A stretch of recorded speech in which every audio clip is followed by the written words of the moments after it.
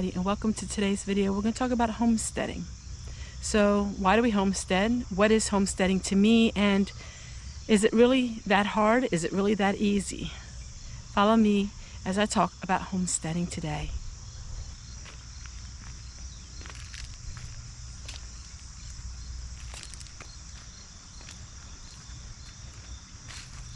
Am I a homesteader?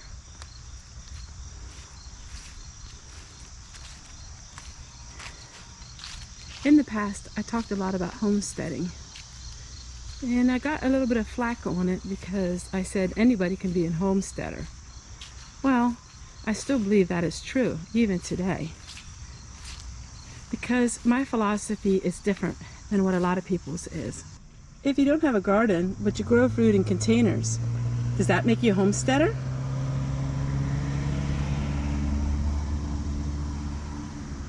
Well, yeah, it does. Nowhere does it say a homesteader has to have a garden. If you're growing food and you're preserving food, you're a homesteader to me. Homesteading to me means a lot of things. Maybe I generalize things too much, but me being a homesteader is making the best with what you got. Some people, homesteading looks like one way of living. Why do we do it? Why do we homestead? That's a good question, and I hope I answer some of those questions. In 2010, I lived a very different life. In my life, I didn't really think about what tomorrow would bring until tomorrow came. And when tomorrow came, it brought a lot of troubles, a lot of debt, and a lot of heartache. I decided, and we decided, as I said in other videos, that we decided to get out of debt because we perceived something happening. And it did happen. And it is happening. It's happening to today. And what did we perceive as happening? Well, we perceived that times would be not as affluent as what they used to be. We had a warning, and we heeded that warning, and we decided that we were going to live a different life. It's not an easy life, but it is a different lifestyle. It is a lifestyle that a lot of people are starting to live nowadays, but it's still a different lifestyle than what the mainstream people would think. And that is homesteading. I believe homesteaders are survivalists. I believe they believe in surviving. That's why they grow their fruits and their own vegetables, because they want to survive. Homesteaders have a grit to them that some people don't have. And that is, no matter how hard it is, they're going to work the land and work and make things from their own hands.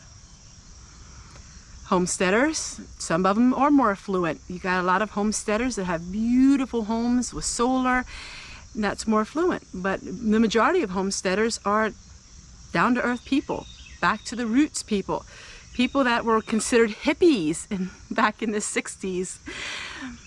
Hippies, yeah, hippies. Hippies were the back to the earth movement. A lot of homesteaders are like that.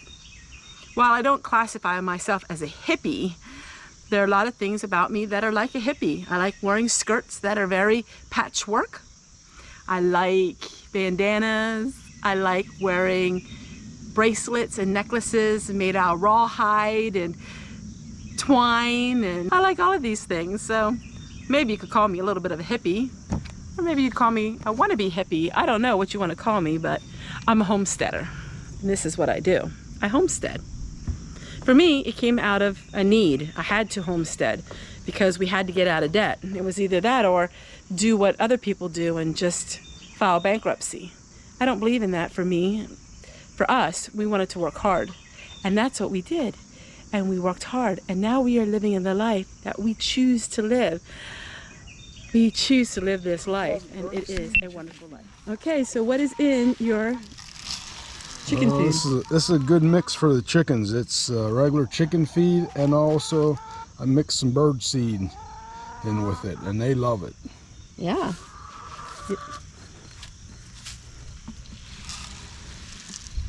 Spread it out a little bit so they don't fight over it.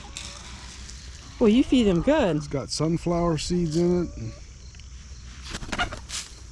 This is what he enjoys doing. He's the chicken man. He feeds the chickens. That's a lot, man. Yeah, they'll last them for the whole day. Okay, you just feed them once a day. They get fed once a day. And I spread it out so they don't fight over it. They like to scratch. So they like to scratch through it. That's how they like to be fed. They don't like it in a bowl. They want to scratch. That way they pick up little dirt and stone and gravel. They need that. Now he's going to give them fresh water. How many times do you do that a day? Twice a day. Twice a day? Yep, mid-morning and evening. Okay. So, is having chickens, is that homesteading?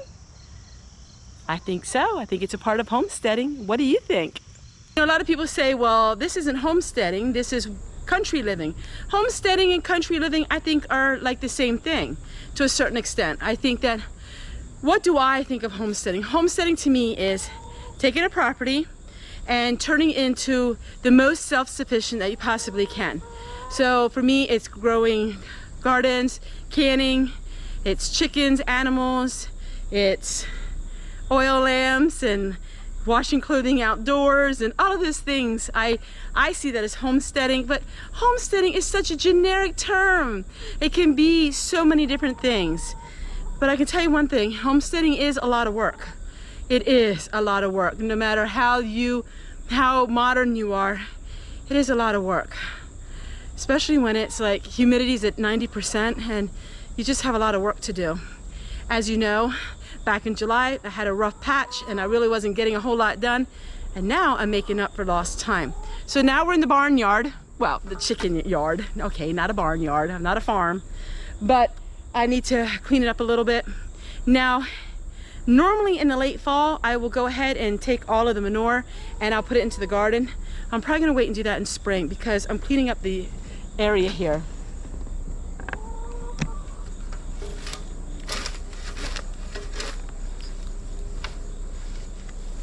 So all of these like roots and stuff I'm putting in my wheelbarrow just to clean it up a little bit. This is the best compost you'd ever want to find. This is amazing compost. So this will actually go on top of my compost pile.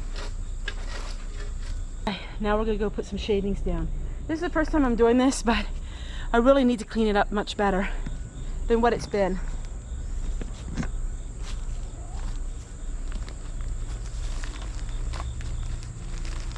Everything on the homestead is heavy. Everything is so heavy. Or is it because I'm getting older? All right, so this is my idea. This is what I'm doing. I know it's not a permanent solution, but it's really going to help.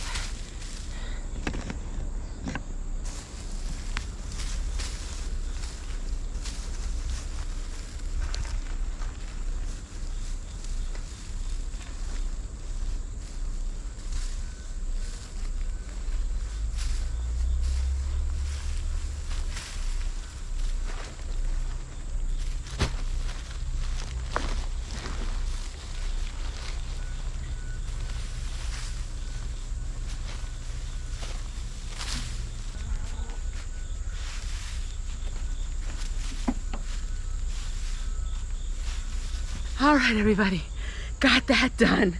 Woo! I have one last thing to do. I have to take my water hose, transport it into the house, so when we have frost, that's all ready to go. This is all basically heading up to winter time. Winter time, no, no, no. You know, I'm so thankful that we can go to the store and buy all the things that we need. That may come to an end for some of us. You just never know. It may come to an end for a lot of us, where we can't rely on the store like we used to. Oh man, our rain barrel is so nice. Oh. It does cool you off. So while we're able to, we buy things that we need and we think of things outside the box. So in case we ever need things and we can't buy them, what would we do? And that's what I try to do on my channel, and that's what I try to do with all of you, is think outside the box and think about, you know, if you can't buy something, what are you gonna do? How can you have resources? Bartering is a good one. So I do barter with a couple of friends, and that's a lot of fun, but you're just thinking how you can do things without having to buy it. You know, I do a lot of product reviews on my channel, and simply because I'm offered these things and I can utilize them, and I can also bless other people with them. Most of the times I will do product reviews on things that I can actually really use, or I know people that can use them. But when it all comes down to it, you know, what are you going to do if you can't buy something? You have to make do with what you got. Isn't that what they did many, many years ago? We may, just may, have to do that now. In fact, a lot of us are doing it already. Well, everyone, I'm going to say goodbye to y'all. I'm going to work on my water hoses here and get these ready. I have a place where I can put them under the crawl space and bring them up through the house, which enables me to do the laundry without having to go outside like I normally do. So I'm going to say goodbye to all of you, and I can't wait to see you guys tomorrow. But you know what? I can't wait to get a shower. I cannot believe I'm filming looking like this. All right, everyone, take care, and we'll see you guys. Bye, everybody. See if I got this working.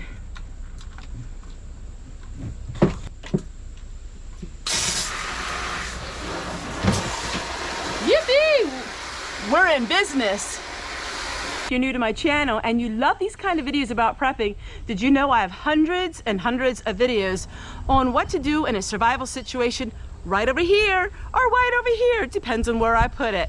Take care, everyone, and we'll see you guys tomorrow.